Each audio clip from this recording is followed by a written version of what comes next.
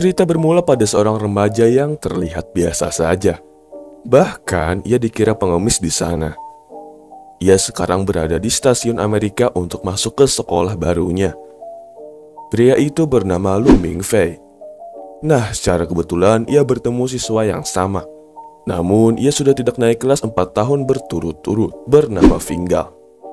Lantas, mereka pun bersamaan menuju kereta bawah tanah.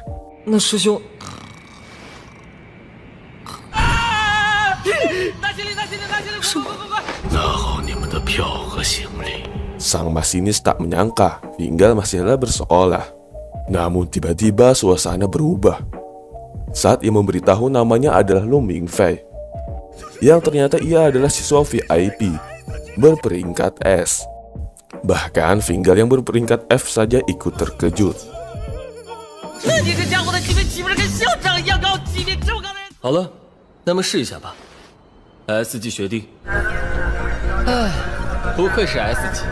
Tak lama kemudian kereta pun datang dan langsung disambut secara istimewa oleh sang guru, yang mana Lu Mingfei sendiri tidak tahu apa yang sedang terjadi.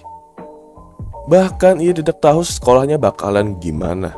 Yang ia tahu bahwa ia dapat beasiswa jika bersekolah di sana. Lantas ia pun menandatangani surat kerahasiaan sesuai arahan sang guru. Nah, sang guru menjelaskan bahwa kelak ia akan melawan naga legendaris. Mendengar itu, Lu Mingfei mengira ia sudah gila dan memerlukan seorang dokter.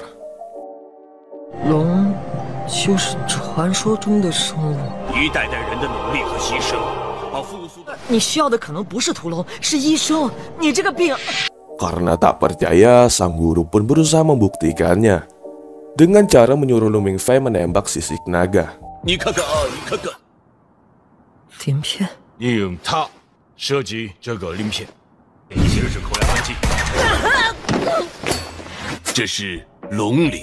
Dan peluru pun langsung terpental. Namun ia tetap tak percaya karena itu bisa saja buatan manusia. Hingga sang guru pun mengeluarkan aset paling berharga, yaitu seekor bayi naga merah yang tertidur beratus-ratus tahun lamanya. Akan tetapi tiba-tiba saja bayi naga itu terbangun saat Lu Mingfei melihatnya dari dekat.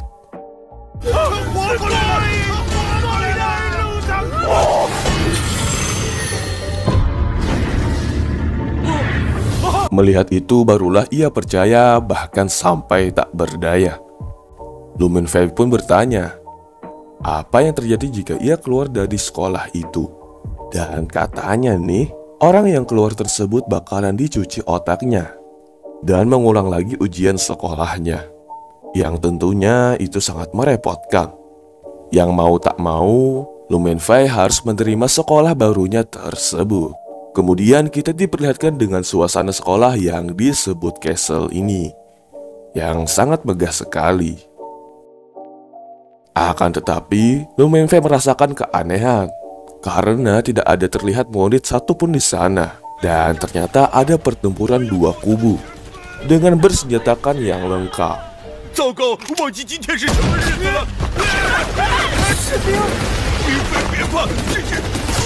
Namun sayangnya di tengah pertempuran itu, sang guru tertembak, yang membuat Lu Mingfei lebih ketakutan.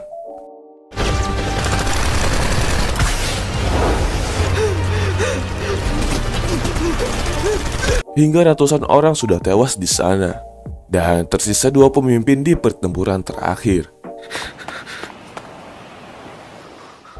yaitu Caesar dari kubu merah dan Zihang di kubu hitam.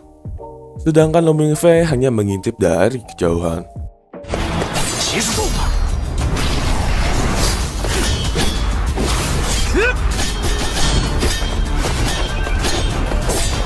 Pertarungan antar keduanya terlihat seimbang. Namun dari atas, tiba-tiba muncul gadis yang sangat cantik yang mengarahkan pistolnya di kepala Lu Mingfei.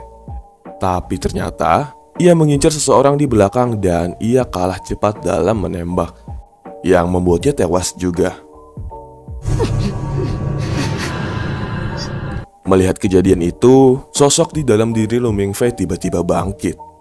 Pertama, ia menembak wanita sebelumnya. Kemudian dari radius jarak yang sangat jauh, ia juga menembak Caesar dengan tepat sasaran. Bahkan ia juga menembak Zihang yang tak sempat bereaksi atas tembakan Lu Mingfei. Lu Mingfei pun terdiam di sana, meratapi atas apa yang diperbuatnya. Hingga musik sekolah berbunyi dan para medis berdatangan menolong semua orang yang tertembak.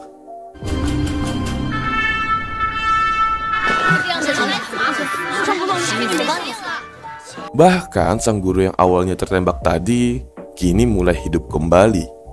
Ternyata pertempuran sebelumnya adalah acara untuk menyambut hari kemerdekaan. Dan peluru yang dipakai untuk menembak itu hanyalah obat penenang yang membuat seseorang pingsan secara paksa. Namun dari semua itu, yang paling mengejutkan adalah kemenangan dari siswa baru yang tak lain Lu Mingfei sendiri. Bahkan dari telepon, sang kepala sekolah menyambut dan memuji pencapaiannya, yang membuat semua siswa di sana membencinya.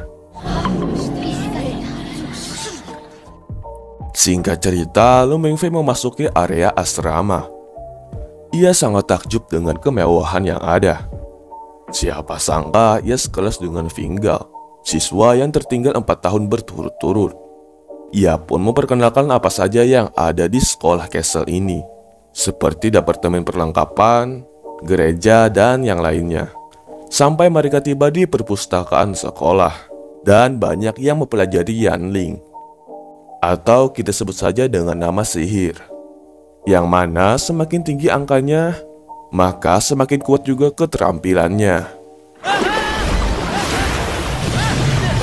Nah, tiba-tiba ada kecelakaan di sana. Saat Lu Mingfei berlari, ia seperti melihat masa lalunya dari serpihan itu, yang mengantarkannya menuju pohon dunia. Konon katanya Kaisar Naga Hitam dikalahkan di bawah pohon tersebut. Tak lama kemudian, dengan tergesa sang guru pun datang dan menyuruh Lu Mingfei melakukan tes sihir. Kemudian tibalah mereka di tempat tes tersebut, yaitu dengan cara mendengarkan rekaman naga hitam pada zaman dulu kala, yang mana setiap orang yang akan dites pasti akan beresonasi dengan suara itu. Namun tidak bagi Lu Mingfei, ia malah sampai mengantuk mendengarnya. Hal itu membuat sang guru makin takjub dan langsung berlari keluar untuk melakukan rapat dengan guru yang lain.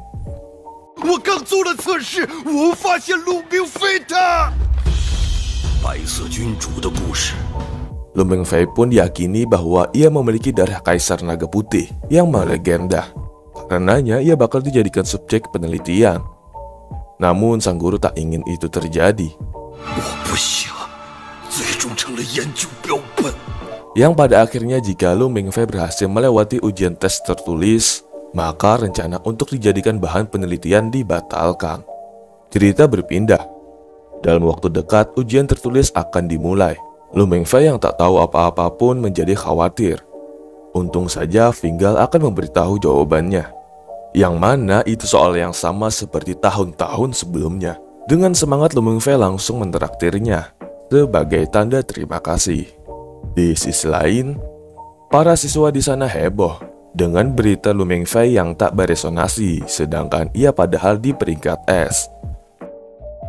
Hari ujian pun tiba. Dengan mata yang bengkak, Lu Mingfei ketiduran pada hari tersebut. Dan di sana ia diawasi oleh kakak kelas yang ia kagumi bernama Chen. Kemudian ujian pun dimulai. Namun yang mengejutkan tak ada soal di sana. Hanya ada suara naga dan itulah soalnya.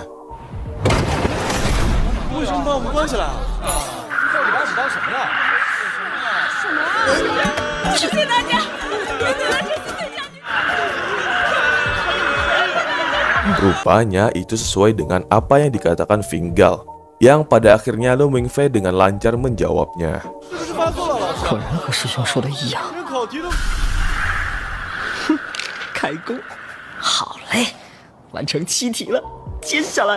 Namun di dalam diri Lu Mingfei, tiba-tiba muncul seseorang yang mengaku sebagai adiknya, bernama Lu Mingze, dan mengatakan bahwa isi terdalam di hati manusia adalah yang paling menakutkan dan paling diinginkan. Ia juga mengatakan Lu Mingfei berpura-pura bodoh selama ini. dan itu menyakitkan. Entah apa maksud dari semua itu. Ia pun terbangun, yang ternyata ujian pun telah selesai. Namun lucunya Lu Mingfei menjawab 9 jawaban dari 8 pertanyaan, yang tentunya sangat mencurigakan. Namun tak apa, rupanya ia pun lolos juga. Kemudian terdengar kabar bahwa bencana besar akan terjadi. Dengan kata lain, para naga akan menyerang besar-besaran pada manusia. Oke, sampai sini dulu. Kalau kalian setuju untuk part kedua, jangan lupa komen di bawah ya teman-teman. Terima kasih yang sudah menonton dan bye.